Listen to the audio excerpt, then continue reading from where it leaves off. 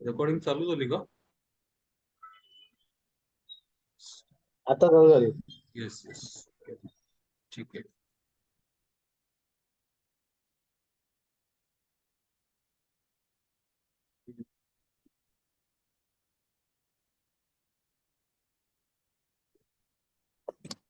Okay, I think good evening everyone and welcome to Monday Musings.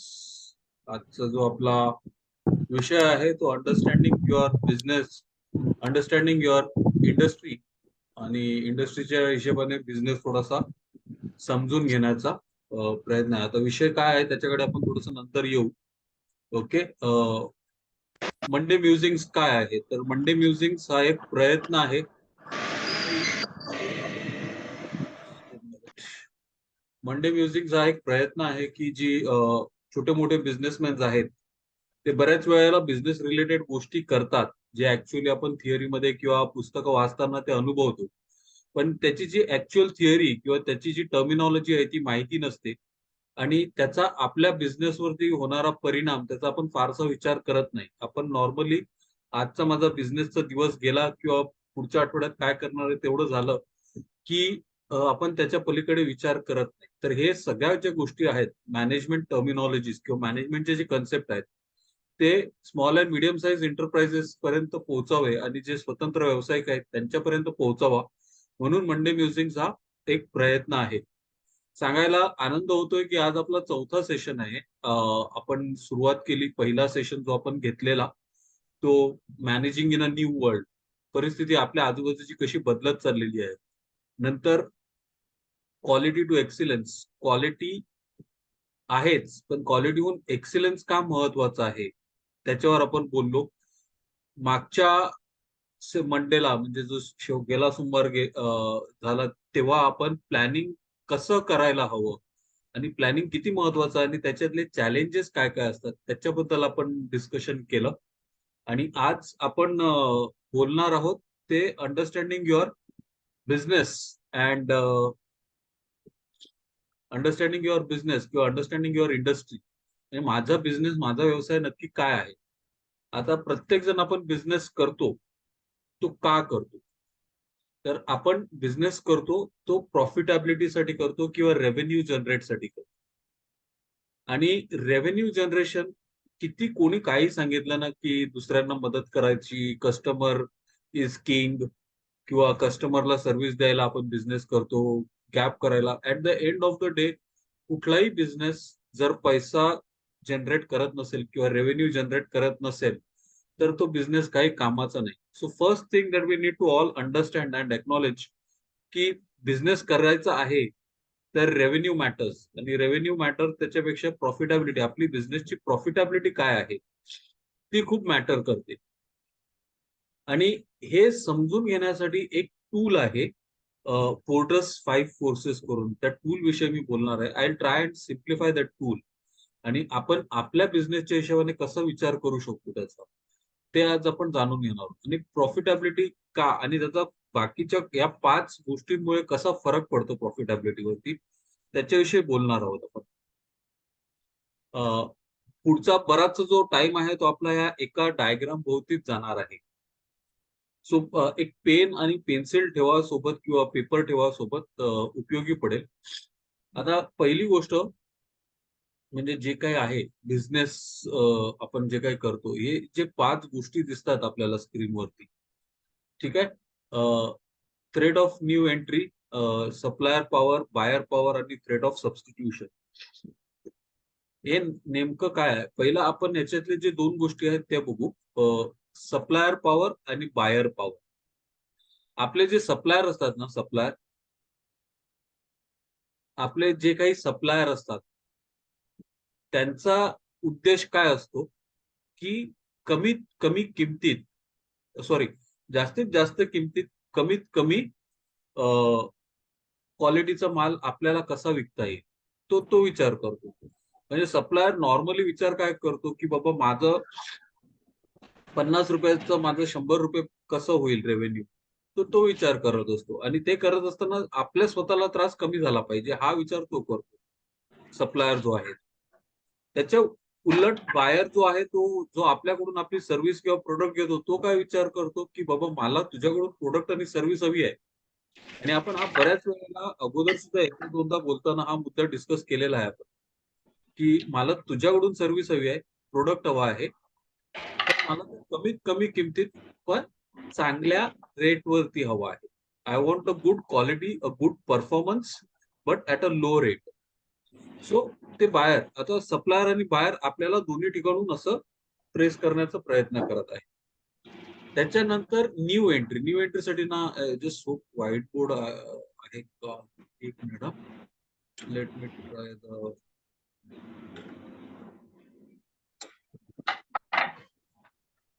Stop share करतो. White board try करतोय.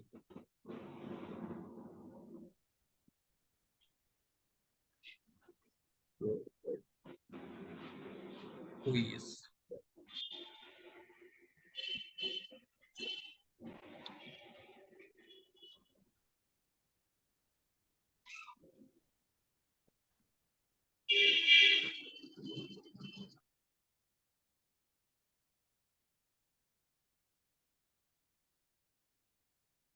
Okay.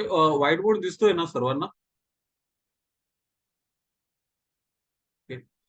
तर आता आपण simple threat of new entrance बघूया, म्हणजे काय असतं ते. ओके.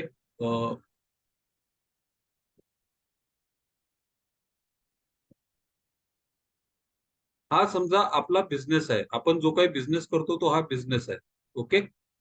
आणि याच्यामध्ये सध्या आपण एकटेच आहोत, right? So this is whole, हे सगळं माझं आहे. म्हणजे भिकू मात्रेच्या भाषेत सांगायचं झालं तर, मुंबई का किंग कोण, तर मे भिकू मात्रे, तसं हे आपलं पूर्ण राज्य आहे इथे, राईट? आता याच्यामध्ये जर नवीन एंट्रंट आला, समजा दुसरा कोणीतरी, त्याला वाटलं की बाबा अँथनी जो काही बिझनेस करतोय, किंवा सचिन जो काही बिझनेस करतोय, किंवा श्रीकांत जो काही बिझनेस, तो चांगला बिझनेस आहे, तर मला सुद्धा त्याच्यामध्ये यायला पाहिजे, राईट? तो आता अगोदर जो बिझनेस हे होतं 100% माझ्याकडे होता, तो आता 50-50% झाला. मग अजून दोघांना कोणाला तरी वाटलं की नाही, आपण पण गेलं पाहिजे या बिझनेसमध्ये. मग अजून दोघे जण आले, right? So another 2 people come. ते आले. आता जो 100% होता ना तो बिझनेस, तो 25-25 झाला. आता अजून एक जण आला, त्याला वाटतं की नाही बाबा, आपण पण घुसलं पाहिजे या बिझनेसमध्ये, right? And let's take one मोर.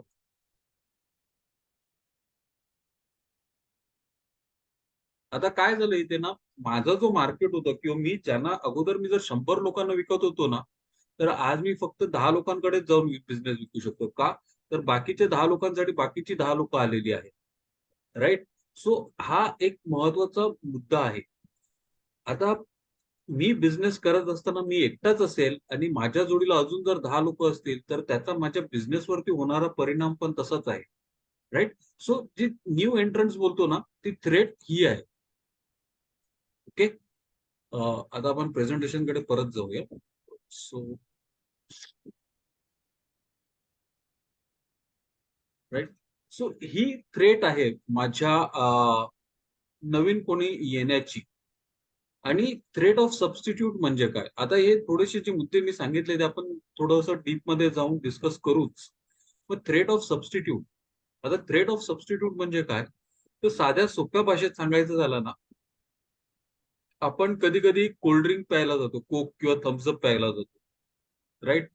तो दुकानवाला सांगतो, अरे साहब कोल्ड ड्रिंक सब खत्म हो गया, लस्सी है, लस्सी पिलाऊ क्या? मग आपण लस्सी पितो.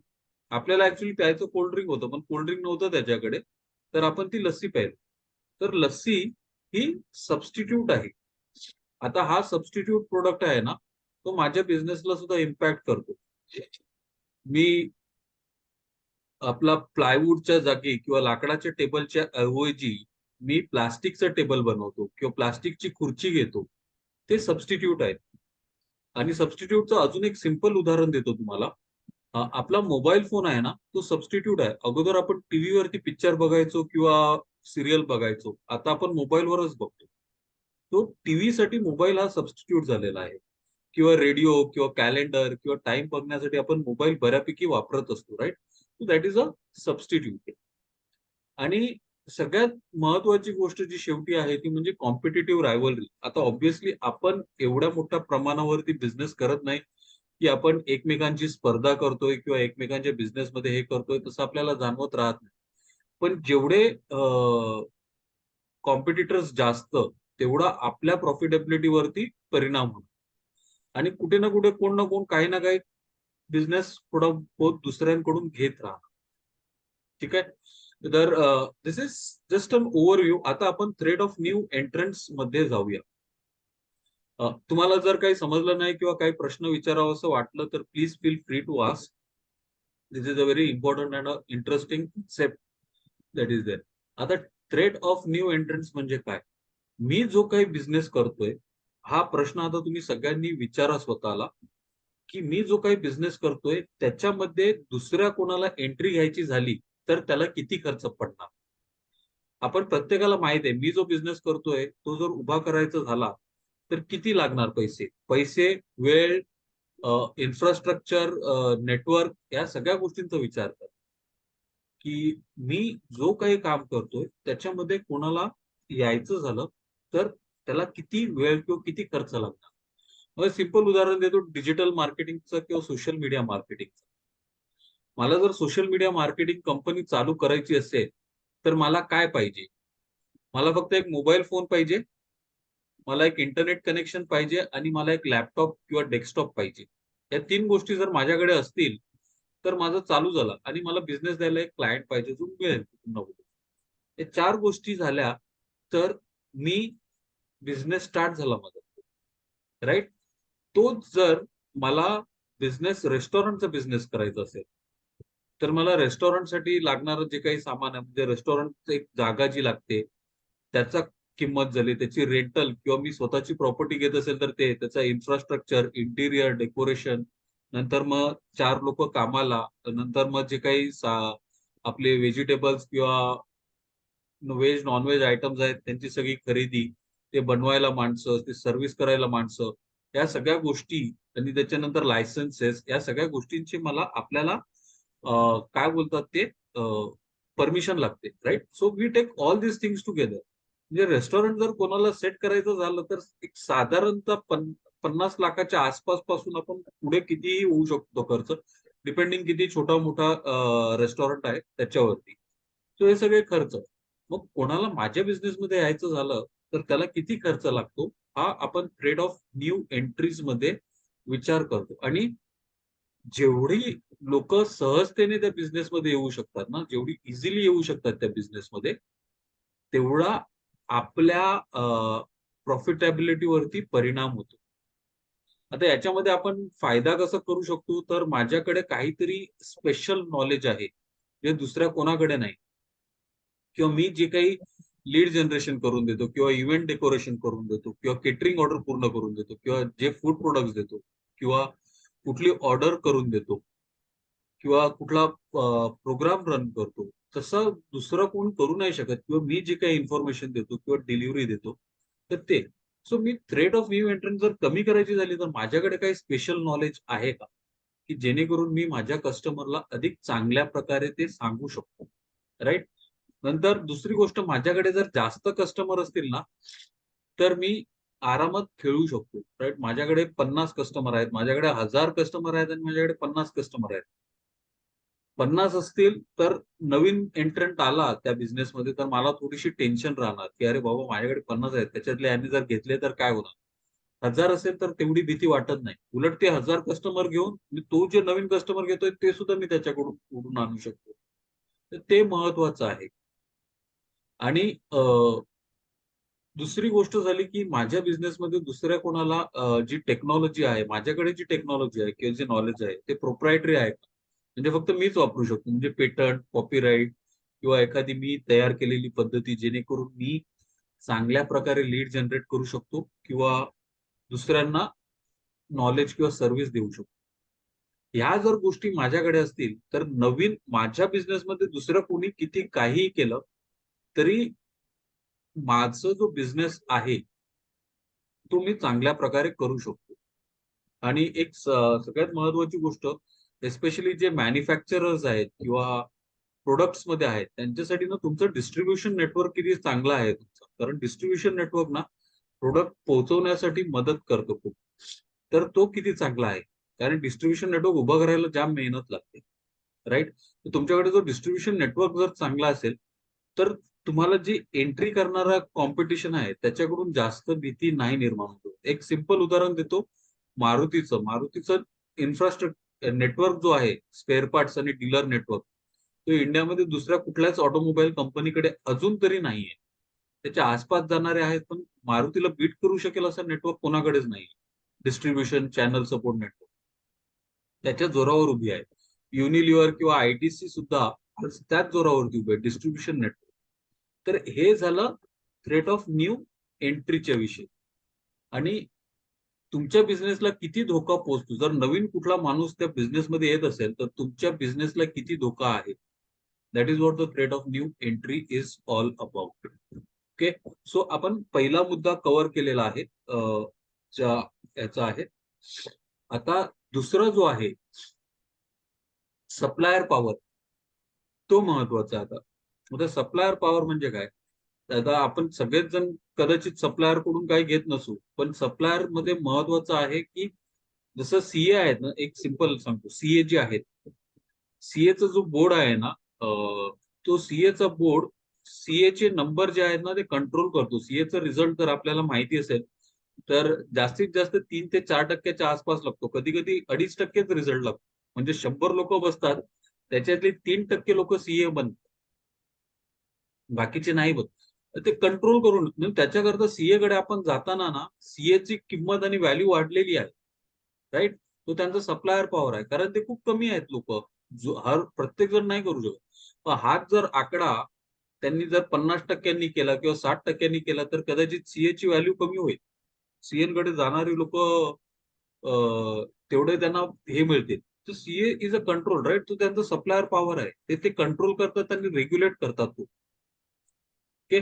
आता तुम्ही ज्यांच्याकडून रॉ मटेरियल घेता, ते रॉ मटेरियल घेणारे जर 50 असतील, मी एक गमतीशीर किस्सा सांगतो. या जुना आहे थोडासा, म्हणजे 97चा, जेव्हा स्प्लेंडर एकदम टॉपला होती. ओके. आणि थोडंफार बायर पॉवर पण येईल याच्यामध्ये. आज स्प्लेंडर टॉपला होती, होंडाची गाडी मिळत नव्हती आणि 6 महिने ते 1 वर्ष स्प्लेंडरसाठी वेटिंग होती. का तर सप्लायरचा बोलबाला आहे. आणि स्प्लेंडरचे इतकी टू व्हीलर त्यावेळी बाईक मध्ये तरी सध्या स्प्लेंडरला कम्पीट करू शकेल किंवा टक्कर देऊ शकेल अशी हे नव्हती. डिझाईन सगळ्याच गोष्टीत स्प्लेंडर, सगळीकडे स्प्लेंडर झालेली. आणि तो सप्लायरचा पॉवर आहे ना, दुसरी कुठली बाईक नको आहे कोणाला. मग तो सप्लायर 6 महिन्यानंतर देणार, तर 6 महिन्यानंतर no option, people have to wait. आजही बऱ्याचशा गाड्या ज्यांना डिमांड आहे, जसं मध्ये कियाची किंवा सेल्टॉसची जी झालेली, 5-5, 6-6 महिने लोक थांबून वाट बघत होते. That is supplier power. तर माझा एक मित्र आहे, त्याला घ्यायची होती स्प्लेंडर, आणि त्याला, तो जेव्हा गेला बुकिंग करायला, त्याला सांगितलं की 6-7 महिने सर, 6-7 महिना तो आपको रुकना पडेगा. आणि त्याने सगळे पैसे वगैरे जमा केलेले, तो हार्ड कॅश घेऊन गेलेला. त्याने तो दुकानदाराला सांगितलं, बाबा बघ माझ्याकडे हार्ड कॅश आहे, मला तू आत्ता गाडी देत असेल तर बोल, नाहीतर मी दुसरीकडे जाऊन बघतो. आणि ती त्याने गाडी लगेच त्याला देऊन टाकली. का तर त्याच्या कस्टमरकडे पैसा होता आणि त्याला मिळत होता लगेच. सो इथे बायर आणि सप्लायरचं दोन्हींचं पॉवर आपल्याला दिसतो. पण जे सप्लायर जे आहेत, जेवढे कमी ना, तेवढे त्यांच्याकडे जास्त पॉवर असतं. मग आपण बघतो, जे नॉर्मली स्पेशलिस्ट डॉक्टर आहेत किंवा स्पेशलिस्ट आर्किटेक्ट आहेत, जे हाय एंड आहेत, ते त्यांचे सर्व्हिसेसचे पैसे खूप जास्त घेतात. किंवा जे मोठे इव्हेंट प्लॅनर वगैरे करतात, जे कमी आहेत ना, त्यांच्यासारखा कोण इव्हेंट प्लॅनिंग वगैरे करत नाही. ते त्यांचे तेच मोठे मोठे इव्हेंट करणार आणि लोक त्यांना पैसे द्यायला तयार आहेत. का तर त्यांची ती एक सर्व्हिसची युनिकनेस आहे. त्यांचं एक तो साईज आहे किंवा स्केल आहे त्यांच्याकडे, जे दुसऱ्या कोणाकडे नाहीये. तर जेवढे सप्लायर कमी असणार, त्यांची पॉवर जास्त असेल. जर जास्त सप्लायर असतील तर मग काय प्रॉब्लेम नाही, कारण एकाने नाही दिलं तर आपण दुसऱ्याकडे घेऊन जातो, तिसऱ्याकडून घेऊन शकतो, असं आहे ते. दुसरं एक सप्लायरचं उदाहरण ना, सिम्पल, जो आपल्याला सगळ्याला इझिली समजेल, तो आहे अँड्रॉइड. आणि अँड्रॉइडचा जो प्ले स्टोर आहे, गुगल प्ले स्टोर आणि ऍपलचा ऍपल स्टोर आहे. ते हे दोन सॉफ्टवेअर किंवा हे जे ऍपचे सेंटर सोडले तर बाकी दुसरा कुठलाच ऍप स्टोर असा नाहीये की जो यांच्या दोघांना टक्कर देऊ शकेल. आणि त्याच्याकरता ही लोक ऍप्स मध्ये जे लोक बिझनेसेस ऍप्स वगैरे करतात ना त्यांच्याकडून 15 ते अगोदर 30% घ्यायचे, आता 15%, कारण बराच बोंबाबोंब झाली. उलट सुलट हे झालं त्याच्याकरता आणि छोट्या वेंडर्सनी सांगितलं आम्हाला नाही परवडत, तेव्हा आता ते 15% नाहीतर ही लोक 30% मार्जिन ठेवत होती. 30% मार्जिन म्हणजे 30%, ₹100 ऍपला एखाद्या पेमेंट केली कोणी तर त्याच्यातले ₹30 गुगल आणि ऍपल घ्यायचं. राईट का? तर दुसरा कुठला ऍप स्टोर प्लेअर किंवा असा इकोसिस्टमच नाहीये, तो त्यांचा सप्लायर पॉवर. तर आपण जेव्हा आपल्या कस्टमरला सर्व्हिस देतो तेव्हा आपण अशी काहीतरी ऍडव्हान्टेज क्रिएट करू शकतो का, की मी तुला अशा प्रकारची सर्व्हिस देईन की तुला दुसरा पर्यायच नाही, माझ्याकडेच यावं लागतं. मी जो काही मटेरियल सप्लाय करतो किंवा मी जी काही सर्व्हिस देतो किंवा मी जे काही प्रोडक्ट देतो, मी जे काही डेकोरेशन देतो, मी जे काही फूड आयटम्स देतो, ते असे दुसरीकडे नाही मिळणार. आणि लोक येतात ना, मेरवानला एक जमाना होता, ग्रांट रोडचा मेरवानचा, मी आपला जो नवीन मेरवानची चेन आहे त्याच्याविषयी नाही बोलत. लोक कुठून कुठून ग्रांट रोड मेरवानला फक्त ते मावा केक खायला जायचे फक्त. राईट? तो त्यांचा सप्लायर पॉवर. दुसरीकडे कोण मेरवानचं हेच नव्हतं, बोलबालाच नव्हता. लोक कुठूनही जायची, मेरवान तिकडेच मिळणार. तुम्हाला हवा आहे तर तुम्ही या, आणि लोक जायची. तो त्यांचा पॉवर होता, ती त्यांची क्वालिटी होती. That is what supplier power is. Right? आता आपल्या बिझनेसमध्ये आपण कशा प्रकारे हा सप्लायर पॉवर तयार करू शकतो? एक युनिक सर्व्हिस देऊन करू शकतो. तो दुसरा कोणी काही करत नाही असे काहीतरी प्रोडक्ट्स देऊन करू शकतो. त्याची जी खासियत आहे किंवा कस्टमाइज स्पेशलाइज सर्व्हिसेस तसं देऊ शकतो. आपण क्वालिटी देऊन करू शकतो. तो हा सप्लायर पॉवर आपल्याला कसा बिल्ड करता येईल, राईट? तो त्याचा विचार करणं खूप गरजेचं आहे. आणि 50 सप्लायर आहेत आणि आज आपण प्रत्येक जण व्यवसाय करतोय. आपल्याला माहिती आहे आपल्या बिझनेसमध्ये किती लोक अशी जे आहेत, जे आपल्यासारखे सर्व्हिसेस किंवा प्रोडक्ट्स देत आहेत. मग त्यांच्यामध्ये आपण कशा प्रकारे उठून दिसणार हे समजून घेणं महत्वाचं आहे. आणि आपला सप्लायर पॉवर बिल्ड करणं महत्वाचं आहे. त्याच वेळेला आपल्याला जो कोणी सप्लाय करतोय ना, त्याचा पॉवर कसं कमी करता येईल ते पण बघणं गरजेचं आहे. मग त्याच्याकडून आपण स्टँडर्डाइज प्रोडक्ट घेऊ शकतो. एकच सप्लायरच्या ऐवजी 3 किंवा 4 सप्लायर आपण डेव्हलप करू शकतो. पण 4च्या पलीकडे पण जाऊ नका. कारण जेवढे जास्त होतात ना तेवढी डोकेदुखी पण वाढते. पण प्रत्येक सप्लायरसाठी ऑल्टरनेट किंवा बॅकअप असणं गरजेचं आहे. यांनी जर हात वर केले तर काय? तसं सुद्धा असणं खूप गरजेचं आहे. तर हा झाला supplier power. Okay. So again important आहे, असणं खूप गरजेचं आहे. त्याच्यानंतर अजून एक टर्म आहे स्विचिंग कॉस्ट. स्विचिंग कॉस्ट कडे मी नंतर येईल जरासं. मी सांगेन ते काय असते स्विचिंग कॉस्ट. ओके. नंतर आपण जाऊया याच्या अगदी सप्लायर पॉवरच्या अगदी उलट आहे तो बायर पॉवर. जसं सप्लायर थोडे असतील ना तर त्याची शक्ती जास्त, तसंच बायर जर थोडे असतील ना तर त्यांची पण शक्ती जास्त. म्हणजे आपल्याकडून प्रोडक्ट किंवा सर्व्हिस घेणारे जर 100 लोक असतील किंवा 1000 लोक असतील तर बाबा एकाने त्याच्यातल्या एकाने नाही घेतलं तरी चालेल, कारण माझ्याकडे अजून 999 लोक आहेत ज्यांना मी जाऊन ते प्रोडक्ट विकू शकतो. पण तो प्रोडक्ट घेणारे फक्त 10च लोक आहेत. तर त्यांच्यातल्या एकाने जरी नाही बोललं ना तरी मला ते भारी पडू शकतं. हे महत्वाचं आहे. तर आपला बायर किती मोठा आहे आणि बायर जेवढा मोठा असेल ना, तेवढा आपल्यासाठी चांगला आहे. कारण आपण त्याला तेवढे प्रॉडक्ट्स आणि सर्व्हिसेस मग आपण एकावरती विसंबून राहत नाही. Right? But buyer will also try to control. तो बघेल, त्याला दुसरा काही ऑप्शन अवेलेबल आहे का? जेवढे सप्लायर जास्त तेवढं बायरचं पॉवर जास्त असतं. आज आपण प्रत्येक जण बिझनेस करतोय.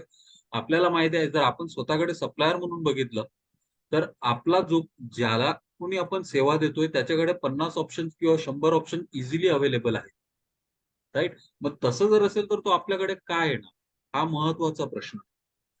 दुसरी गोष्ट, त्याला माझी सर्व्हिस सोडून दुसऱ्या कोणाकडे जायला किती वेळ लागणार आहे? म्हणजे आता श्रीकांत आहे. श्रीकांत इव्हेंट डेकोरेशन करतो. राईट. एका इव्हेंट प्लॅनर कडून दुसऱ्या इव्हेंट प्लॅनरला जाण्यासाठी मला किती खर्च लागतो? काहीच नाही. मी जर त्याची सर्व्हिस घेतलीच नसेल तर माझा खर्च झिरो आहे. मला एका सोशल मीडिया कन्सल्टंट कडून दुसऱ्या सोशल मीडिया कन्सल्टंट कडे जायला किती वेळ लागतो?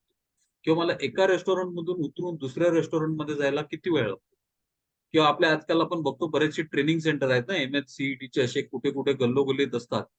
ते एका सेंटरमध्ये त्यांनी फी जास्त सांगितली तर बाकीचे 10 अजून बसले आहेत, जे थोडे कमी फी मध्ये आणि चांगल्या रेटमध्ये मला देऊ शकतात. मग ते टेलरिंग कोर्सेस असो किंवा दुसरं कुठलेही असो.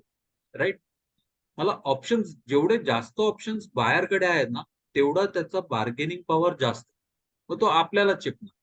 पण त्याच्याकडे जेवढे कमी ऑप्शन्स आहेत, तेवढा आपण त्याला पकडू शकतो बायरला.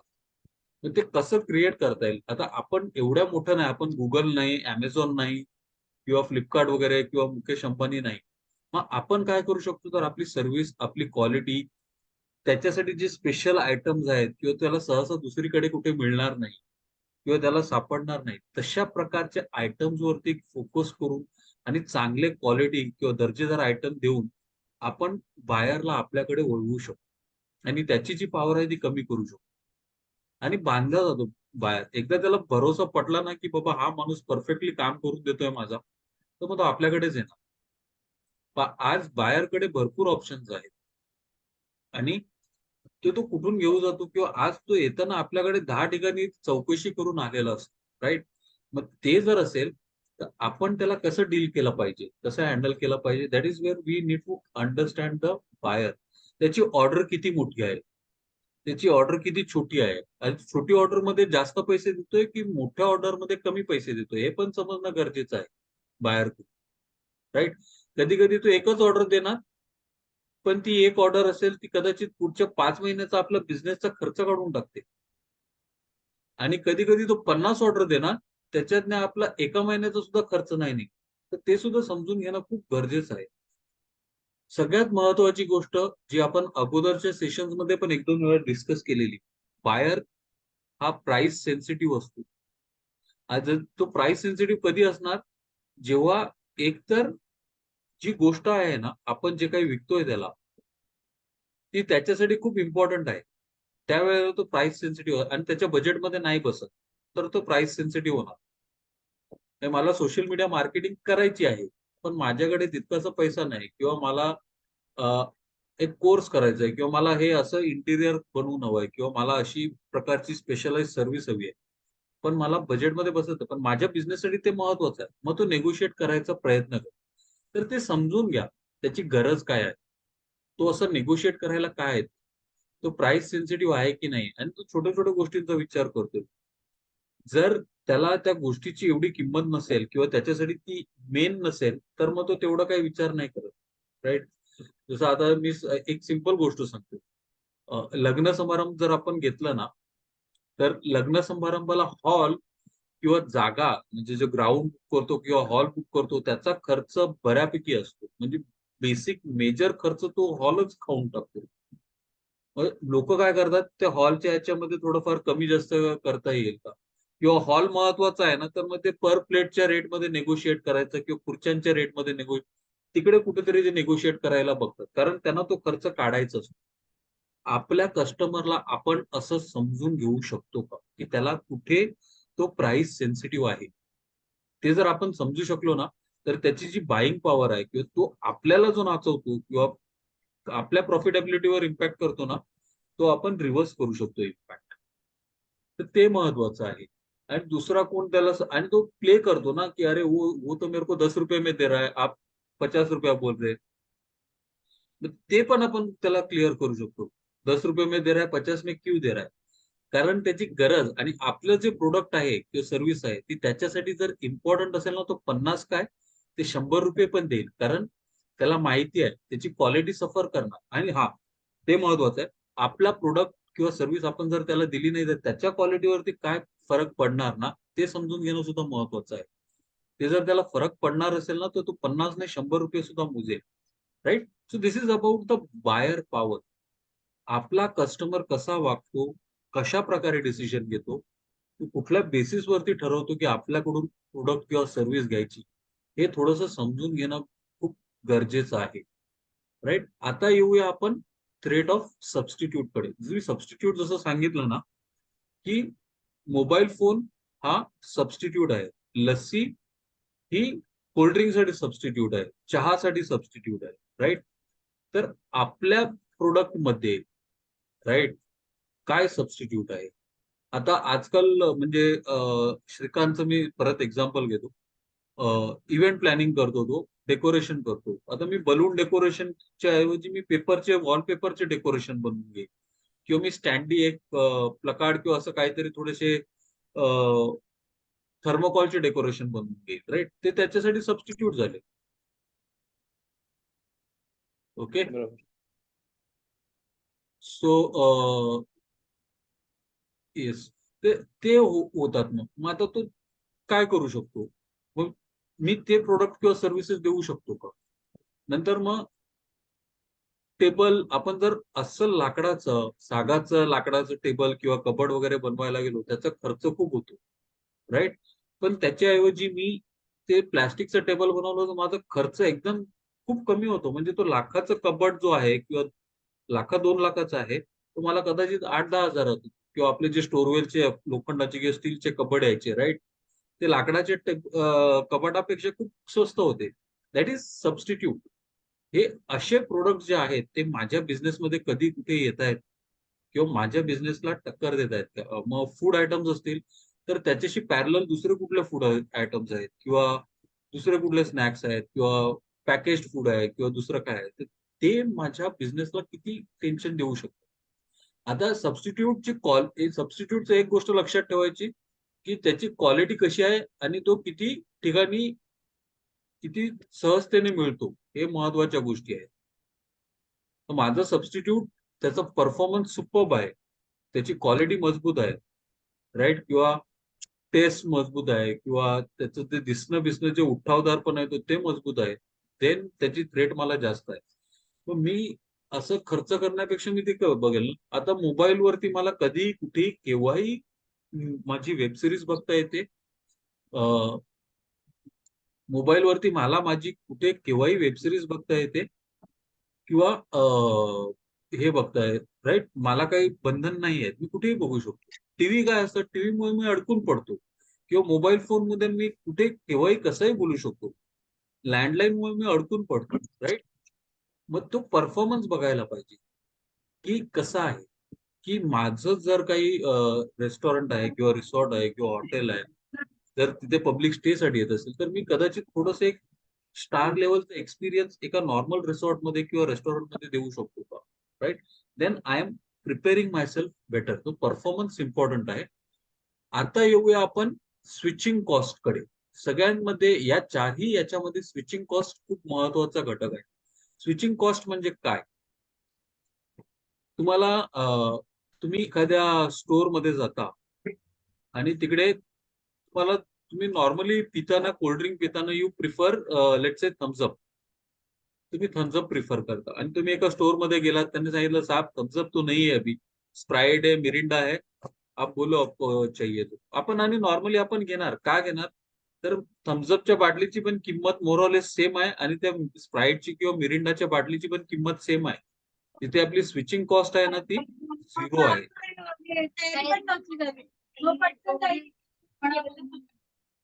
राईट. सो आपली जी एक मिनिट, कोणाचा तरी आवाज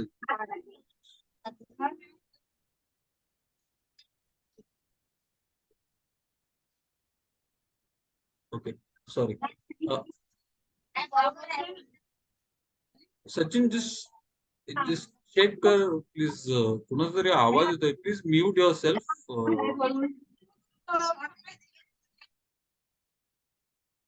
ओके, सॉरी. तर ते म्हणजे जे आपलं आहे थ्रेट ऑफ सबस्टिट्यूट, ते महत्वाचं. आता स्विचिंग कॉस्ट, राईट. पेप्सीची किंवा थम्सअपची प्राइस एकच आहे, किंवा कोकची आणि मिरिंडाची, ते जे एरिएटेड बिव्हरेजेस असतात त्यांच्या बाटलीची किंमत नॉर्मली सेम आहे. तर आपल्याला स्विचिंग कॉस्ट जी आहे ती 0 आहे, राईट. आता समजा तुम्ही ट्रेनने जाणार असाल, right, you are travelling by train and you are travelling by a airline.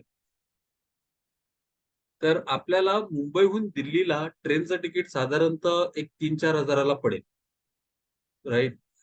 May be जाऊन येऊन, maybe even less than that, right? But if you want to go Bombay to Delhi by flight, तोच ticket तुम्हाला एक 8 ते 10 हजारापर्यंत one way, right? So आता तुमचा जो कॉस्ट आहे तो 4,000 जर आपण पकडला ट्रेनचा आणि 10,000 पकडले एअरलाईनचे, right? So 6,000 is your cost of switching. Switching cost आहे म्हणजे मला एक सर्व्हिस सोडून दुसरी सर्व्हिस कडे घ्यायला जाणं ही किती खर्चिक पडणार आहे, दॅट इज स्विचिंग कॉस्ट. आणि ती ह्या प्रत्येक गोष्टीसाठी महत्वाची आहे. आता स्विचिंग कॉस्ट फक्त पैशाच्याच बाबतीत असू शकते असं नाहीये. मला कस्टमाइज सर्व्हिस, मला कसं ट्रीट केलं जातं, माझ्याकडे माझ्या ज्या स्पेशलाइज्ड गरजा आहेत त्यांच्याकडे लक्ष दिलं जातं की नाही जात, या सगळ्यांद्वारे सुद्धा आपण स्विचिंग कॉस्ट क्रिएट करू शकतो. आणि जसं कस्टमरला पाहिजे तसं दुसरं कोण नाही देत, फक्त आपणच त्याला ती सर्व्हिस देतोय, राईट? सो अशा प्रकारे आपण स्विचिंग कॉस्ट क्रिएट करू शकतो. ओके. आता जो सगळ्यात महत्वाचा आणि शेवटचा मुद्दा राहिला आहे तो रायव्हलरी. रायव्हलरी सध्या मला वाटत नाही आपल्यापैकी आपण कोणाला एवढं रायव्हलरी वगैरे अनुभवत असू, पण जेवढी लोक जास्त आपल्या बिझनेसमध्ये, तेवढं कॉम्पिटिशन वाढत जातं. आणि आपल्या इंडस्ट्रीमध्ये किती कॉम्पिटिशन आहे, किती प्लेयर्स आहेत, ते कशा प्रकारचे सर्व्हिसेस देत आहेत, कशा प्रकारचे प्रोडक्ट्स देत आहेत, त्यांची क्वालिटी काय आहे, त्यांची परफॉर्मन्स काय आहे, ते समजून घेणं खूप गरजेचं आहे. आणि हे समजलं ना की आपल्याला त्यांची स्विचिंग कॉस्ट समजेल, की तो त्याचा एक्झिस्टिंग कस्टमर सोडून माझ्याकडे येऊ शकतो की नाही येऊ शकतो, right? So that is what we get to understand from that. दुसरी गोष्ट आहे की कस्टमर इंडस्ट्रीमध्ये एकमेकाच्या बिझनेसमध्ये किती लोक नाकं खुपसतात ना, ते पाहणं महत्वाचं आहे. आणि आता कसं एक सिंपल गोष्ट सांगतो. एअरलाईन इंडस्ट्रीचं उदाहरण घेऊया आपण, किंवा एअरलाईन पेक्षा याचं घेऊया आपण. आता मला वाटतं आपल्या प्रत्येकाकडे न्यूजपेपर येत असेल. जर न्यूजपेपर बघत असाल तर, नसेल तर ऍटलीस्ट कोणाच्या घरी टाइम्स ऑफ इंडिया येत असेल ना, तो संडेचा टाइम्स ऑफ इंडिया बघा फक्त. जाऊन चेक करा पेपर. जर तुम्ही पाहिलं ना, मागचे 2 संडेचे टाइम्स ऑफ इंडियाचा पेपर जर तुम्ही घेतला आणि पाहिलं, तर त्याच्यातला पहिली 2-3 पानं आहेत ना, ती मला वाटतं फ्लिपकार्टची आहेत. फ्लिपकार्टची ऍडव्हर्टिजमेंट. त्याच्यानंतरची 2 पानं ती Amazonची ऍडव्हर्टिजमेंट. त्याच्यानंतर टाइम्स ऑफ इंडियाचा फर्स्ट पेज. त्याच्यानंतर जिओ मार्टचं जे आहे ते जिओची 2 पानांची ऍडव्हर्टिजमेंट. ही काय झाली रायव्हलरी. आता त्यांनी ती ऍड दिली तर मी पण तेवढीच मोठी ऍड देणार किंवा मी पण तसंच करणार, ही रायव्हलरी. मग आपल्या बिझनेसमध्ये आपण दुसरा कोण जो आहे, मग तो रेस्टॉरंट असो, ट्रेनिंग सेंटर असो, social media, digital media marketing, असं कट करणारा एकमेकांना किंवा एकमेकांवरती वरचढ होऊन पाहणार अशा काही प्रॅक्टिसेस आहेत का? मग तशा जर असतील तर त्या प्रॅक्टिसेस पासून मला कसं लांब जाता येईल, याचा आपण विचार करणं खूप गरजेचं आहे. अगेन मी सांगितलं त्याप्रमाणे आपण या सगळ्या गोष्टींचा जर विचार केला तर quality, service, customise services, special packages, discounts, त्याचं बिहेवियर हे बघून आपण त्यांना त्या गोष्टी देऊ शकतो. Okay. So that is competitive rivalry. This is what basically your Porter's 5 forces model बोलतात याला. मी थोड्याशा वेगळ्या पद्धतीने सांगितलेलं आहे. ओके. जेणेकरून आपण समजू शकतो आणि आपण रिलेट करू शकतो त्याला. So right. So what about your business नाव? मी जे काही गोष्टी सांगितल्या किंवा जे काही बोललो मी, ते आपल्या बिझनेससाठी तुम्ही कशा प्रकारे त्याचा विचार करू शकता आणि कसं इम्प्लिमेंट करू शकता, राईट? हा विचार करणं खूप गरजेचं आहे. कारण आपण बिझनेस करतो. बिझनेस करताना या गोष्टींचा आपण विचार करत नाही, की माझा सप्लायरने माझी अडवणूक केली. म्हणजे सोशल मीडिया मार्केटिंग, तुमची वेबसाईट होस्टिंग आपण नाही करत. तो आपण वेबसाईट होस्टिंग दुसऱ्या कंपनीकडून घेतो. त्याने उद्या परवा रेट वाढवले आणि सांगितलं मला की एवढे पैसे भर. समजा ₹1000 आहेत, ₹1000चे ₹5000 केले होस्टिंगचे. तर ₹5000 त्यांनी केले होस्टिंगचे. आपला क्लायंट ते ₹5000 द्यायला तयार आहे का? मग त्याने जर 5000 केले, तर मग काय आपल्या बिझनेसचं, राईट? हा विचार करणं गरजेचं आहे. किंवा कोणतरी मला रोज रॉ मटेरियल देतोय, मी रेस्टॉरंट बिझनेस चालवतोय किंवा इव्हेंट प्लॅनर आहे श्रीकांत.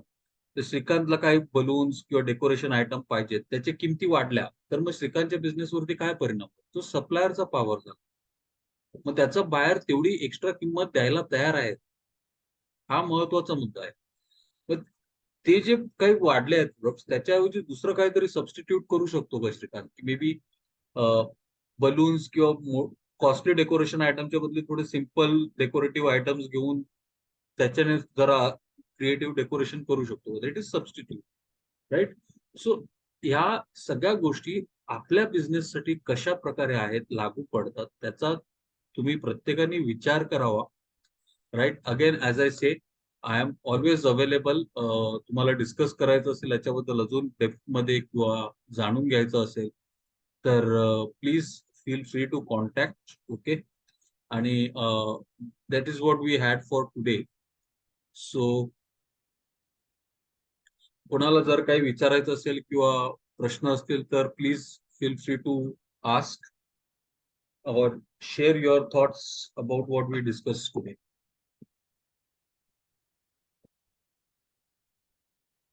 I hope तुम्हाला समजलं सगळ्यांना. Just give a thumbs up, right? You need not speak, पण मी जे काही बोललो ते तुम्हाला समजलं and you found it useful, right? Please, that is a better way. Okay, thank you Shrikant. Yes, तुम्हाला काही विचारायचं आहे का? फील फ्री टू आस्क का, कारण तुम्ही जर विचाराल तर मी अजून चांगल्या प्रकारे तुम्हाला कदाचित सांगू शकेल, राईट? ते तुम्ही पर्सनली सुद्धा मला विचारू शकता, which you can feel free to ask. That is there.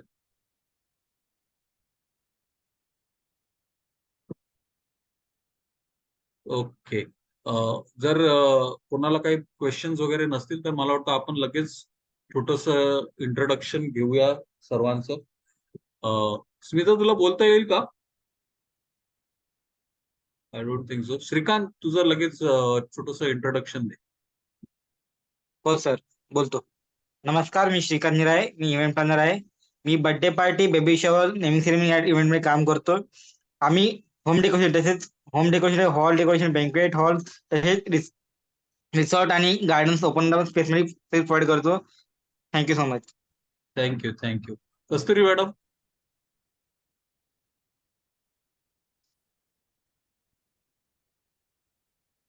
तुम्हाला बोलता येईल का? कस्तुरी मॅडम.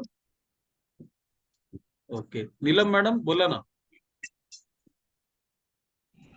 नमस्कार, मी Neelam Kale, founder of Gargi holidays. आम्ही वन डे ट्रिप प्लॅन करतो, चिल्ड्रन कॅम्प करतो, आउटडोअर ऍक्टिव्हिटीज करतो. आता दिवाळीसाठी आमचा चिल्ड्रन कॅम्प आहे 16, 17 आणि 18 तारीखसाठी, आणि त्याचे डिटेल्स मी पर्सनली सगळ्यांना पाठवेन. Okay, thank you sir. Thank you, thank you. Sachin sir.